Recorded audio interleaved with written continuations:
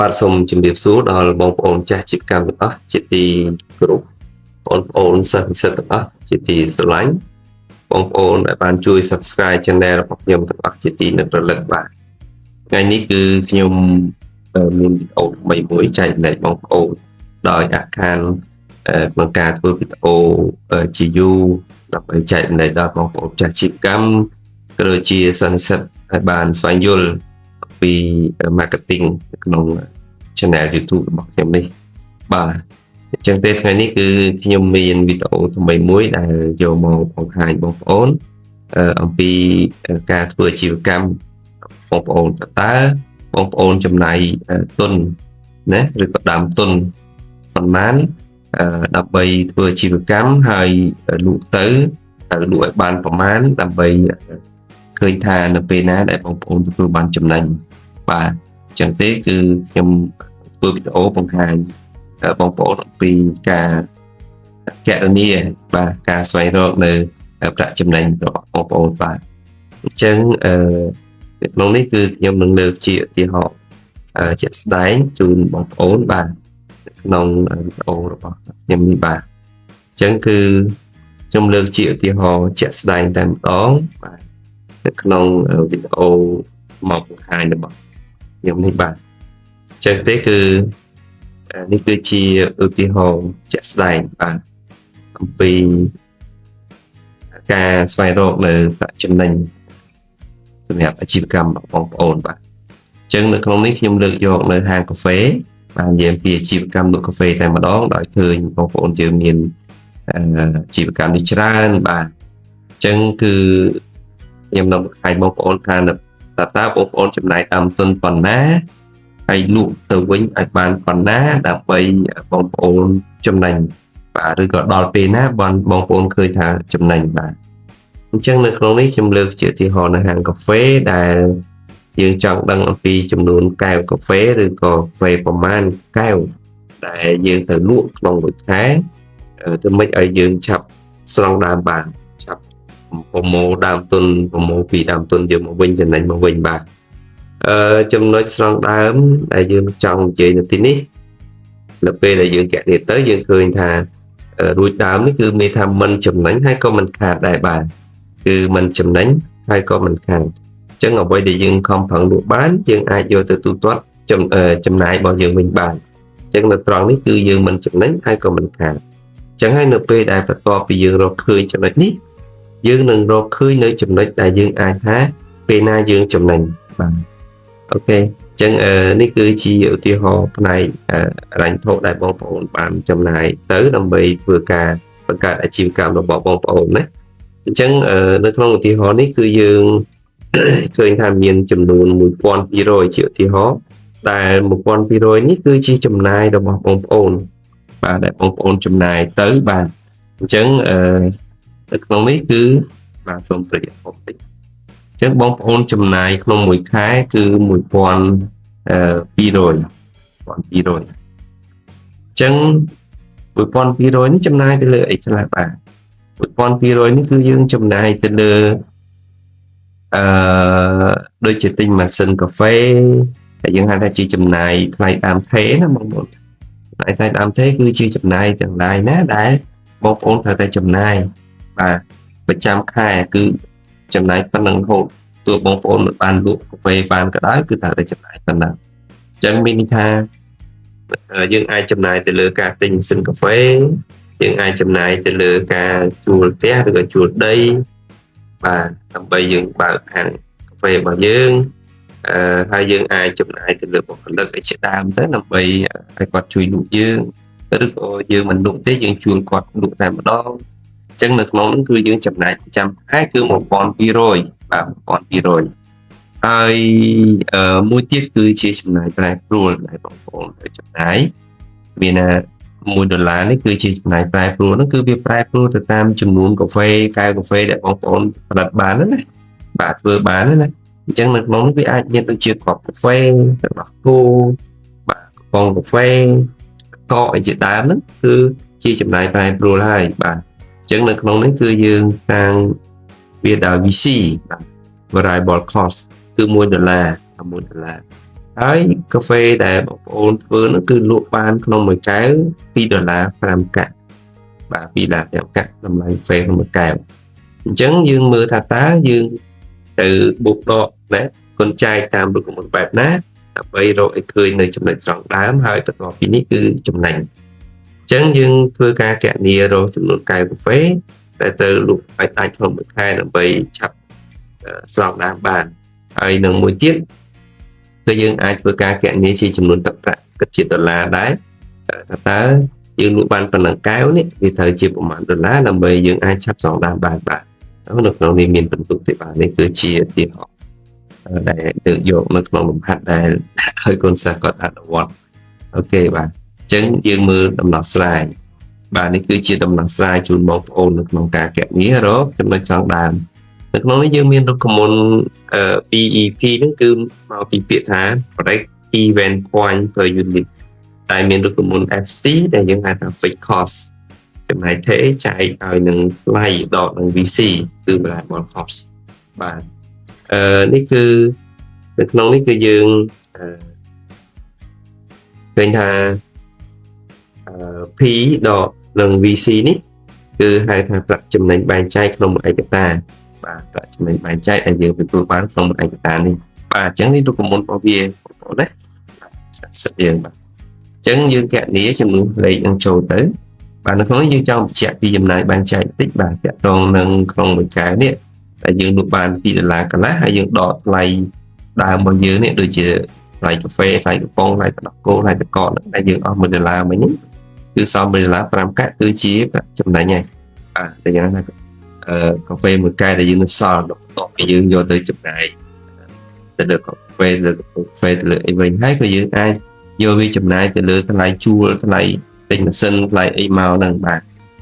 ឬក៏ជួលមកផលិតធ្វើការហ្នឹងបាទអញ្ចឹងយើងគណនាតាមរូបមន្តរបស់យើងគឺ break even point per unit នេះស្មើ$1,200ដែលយើងឃើញមិញជាសមាជកម្មរបស់យើងខាងលើមិញហើយចែកនឹង$2ដល់$1កន្លះគឺស្មើនឹង$1,200 ចែកនឹង$1កន្លះបាទអញ្ចឹងគឺយើងឃើញ800កែវ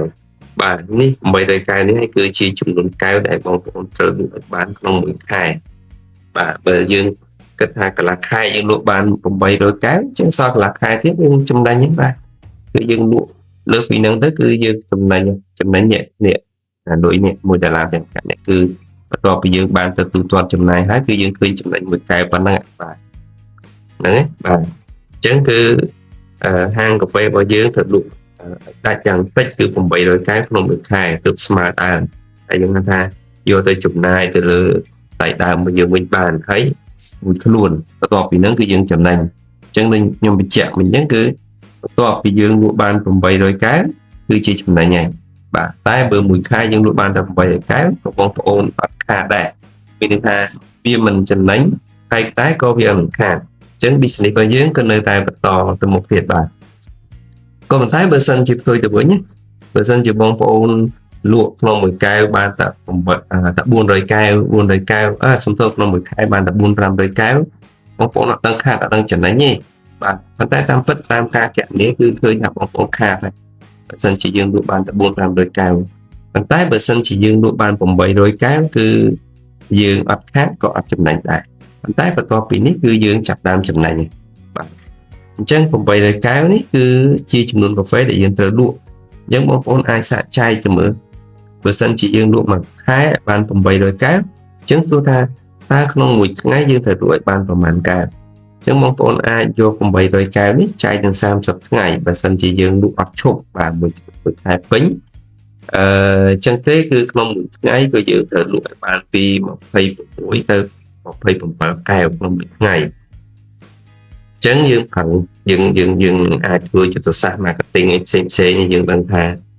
ធ្វើម៉េចដើម្បីលក់ឲ្យបានប៉ុណ្ណឹងបាទយើងអាចប្រើយុទ្ធសាស្ត្រ marketing ដូចជាយុទ្ធសាស្ត្របញ្ចុះថ្លៃ discount មានបានសំទុះមាន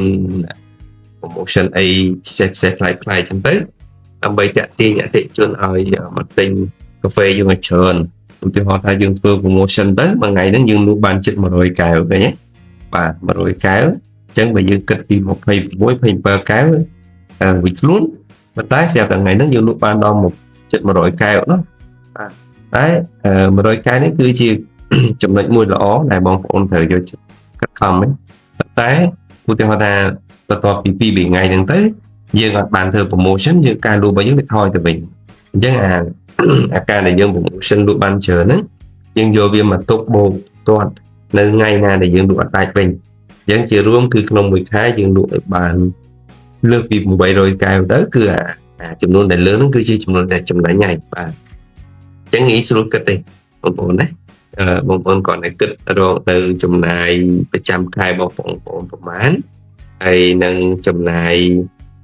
ក្នុងមួយកែវមួយកាហ្វេមួយកែវយើងចំណាយអស់ប្រមាណដែរដូចជាទឹកដោះគោដូចជាកាហ្វេណាកាហ្វេអស់ប្រមាណក្រាមទឹកដោះគោអស់ប្រមាណមីលីលីត្រ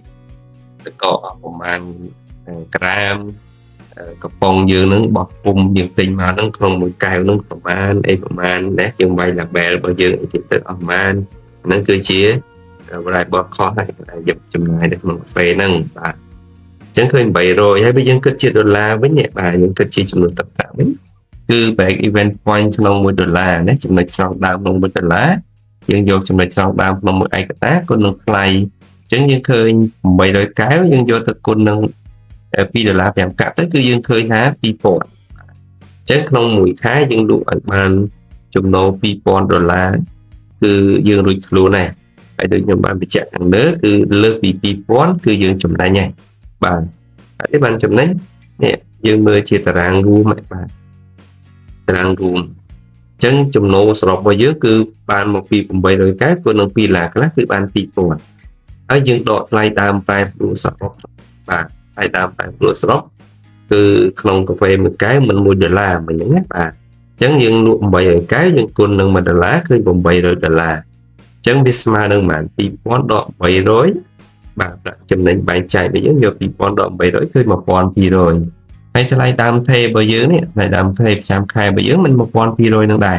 អូខេយកអ្វីដែលយើងបានលក់មកពី$1ហ្នឹងយកមកគណនាទៅបាទហើយដក1200គឺស្មើ0នេះស្មើ0បាទអញ្ចឹងគឺមានថាជាចំណុចដែលយើងមិនចំណេញតែក៏មិនខាតតែបើសិនជាយើងលក់បានលើសពីហ្នឹងបាទនេះអញ្ចឹងគឺលឺសម្រាប់បងប្អូនសិក្ខាជីវកម្មបើសិនជាបងប្អូនលក់ទៅវាឃើញប្រាក់ចំណេញហ្នឹងបាទបើសិនជាបងប្អូនចង់បានប្រាក់ចំណេញបងប្អូនគួរតែធ្វើម៉េចលក់ឲ្យបានលើសពី800កែវឬក៏លក់ឲ្យបានលើសពី$2,000ក្នុងមួយខែអញ្ចឹងបន្ទាប់ពី800មួយកែវឬក៏$2,001នោះគឺជាប្រាក់ចំណេញដែលយើងនឹងទទួលបាននៅក្នុងប្រាក់ចំណេញបែងចែករបស់យើង$1កន្លះនេះហើយបាទនេះហើយគឺជាចំនួនដែលបងប្អូនអាចធ្វើការគណនាមើលថាយើងចំណាយដើមទុនប៉ុណ្ណឹងយើងលក់កាហ្វេឲ្យបានប៉ុណ្ណឹងហើយក្នុងមួយខែតែលក់បានប៉ុណ្ណឹងហើយលើសពីហ្នឹងយើងឃើញចំណេញតែហើយចុះបើសិនជាយើងលក់ទៅបានប៉ុណ្ណឹងអញ្ចឹងបងប្អូនត្រូវដឹងថាធ្វើយុទ្ធសាស្ត្រ marketing ណាដើម្បីធ្វើម៉េចលក់ឲ្យបានចំនួនហ្នឹងអញ្ចឹងបើសិនជាបងប្អូនចេះគណនាបែបនេះបងប្អូននឹងដឹងខ្លួនថាក្នុងមួយថ្ងៃយើងប្រឹងលក់ឲ្យបានប្រមាណបាទហើយបើវាមិនបានទេយើងត្រូវប្រឹងនៅថ្ងៃបន្ទាប់ទៀតណាដូចជាធ្វើយុទ្ធសាស្ត្រ marketing ចុះថ្លៃមាន promotion មាន page មានអីយើងបង្ហោះទៅបាទយើងប្រឹងទៅដើម្បីធ្វើម៉េចលក់ឲ្យបានច្រើនមកទូទាត់ដល់ថ្ងៃដែលយើងលក់អត់ដែរទេចឹងអញ្ចឹងបើសិនជាយើងដឹងពីចំនួនក្នុងមួយថ្ងៃដែលយើងត្រូវលក់យើងប្រឹងលក់បានឬក៏លើសហ្នឹងណាអញ្ចឹងក្នុងមួយខែគឺលើសចំនួនដែលយើងគណនាទៅឃើញគឺជាចំណេញរបស់យើងហើយអញ្ចឹងទេគឺវីដេអូរបស់ខ្ញុំមានប៉ុណ្ណេះហើយបងប្អូនដែលមិនទាន់បានជួយ Subscribe សូមជួយ Subscribe Channel របស់ខ្ញុំដើម្បីទទួលបាននៅវីដេអូថ្មីៗថែមទៀតដែរបាទហើយបើសិនជាបងប្អូនមានចម្ងល់ហើយនៅមិនទាន់យល់អំពី Fixed Cost Variable Cost បងប្អូនអាច comment ចូលនៅក្នុងវីដេអូនេះបានខ្ញុំនឹងឆ្លើយជូនបងប្អូនបន្តទៀតបាទដែលជាឆ្លើយផ្ទាល់ជាមួយបងប្អូនទៀតក៏បានអញ្ចឹងខ្ញុំមានប៉ុណ្ណេះសូមអរគុណបាទសូមជម្រាបលាបាទអរគុណច្រើនបាទ